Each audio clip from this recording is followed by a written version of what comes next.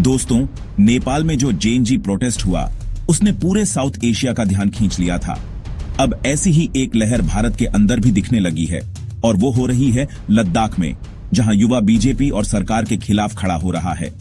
ये सिर्फ एक छोटा प्रोटेस्ट नहीं बल्कि एक मूवमेंट बन रहा है जिसमें भ्रष्टाचार, उपेक्षा और अपने हक के लिए आवाज उठ रही है। आज के इस वीडियो में हम बात करेंगे लद्दाख के प्रोटेस्ट्स के पीछे की वजह, बीजेपी के खिलाफ नाराजगी, भ्रष्टाचार के मुद्दे और युवा किस तरह नेपाल की तरह एक क्रांति लाने की कोशिश कर रहे हैं। 2019 में जब आर्टिकल 370 को हटाकर जम्मू और कश्मीर को दो हिस्सों में बांटा गया, जम्मू कश्मीर और लद्दाख, तब लद्दाख के लोगों ने सोचा था कि उनको अब विकास और सशक्तिकरण मिलेगा। केंद्र शासित प्रदेश बनने के बाद उनको लगा था कि दिल्ली उन्हें ज्यादा ध्यान देगी, लेकिन हकीकत उल्टी निकली।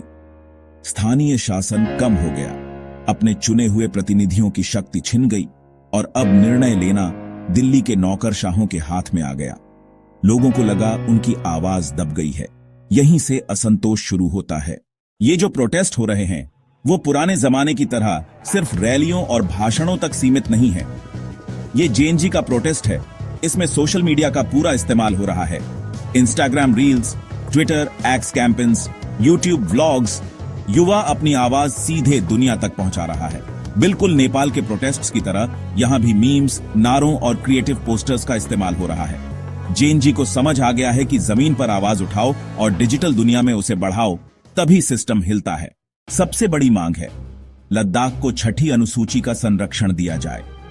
यह संरक्षण गारंटी देता है कि स्थानीय लोगों का नियंत्रण उनकी जमीन, नौकरियों और प्राकृतिक संसाधनों पर हो।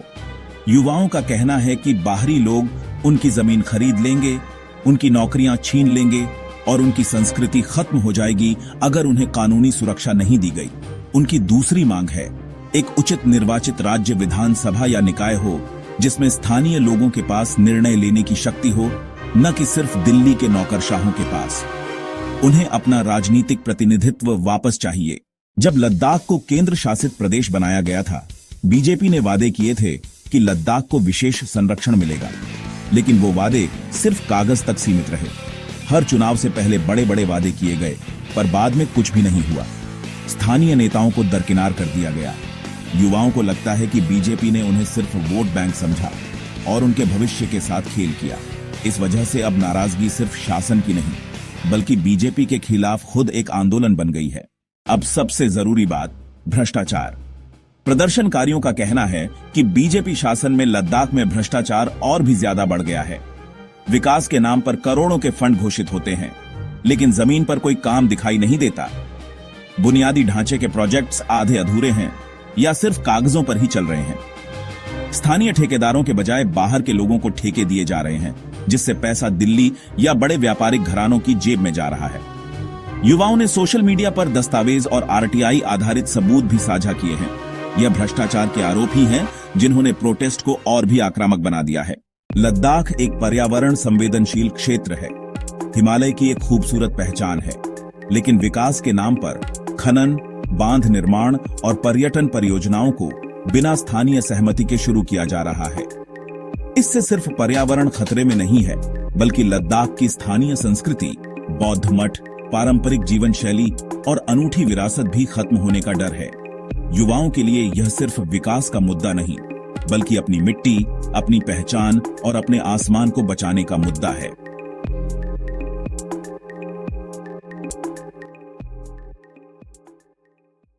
एक और बड़ी वजह है बेरोजगारी। लद्दाख के शिक्षित युवाओं को न स्थानीय नौकरियां मिल रही हैं, न ही केंद्रीय नौकरियों में कोई कोटा या प्राथमिकता दी गई है।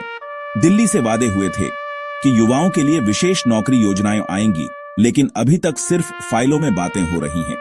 इस हताशा ने युवाओं को सड़कों पर उतरने पर मजबूर कर दिया है।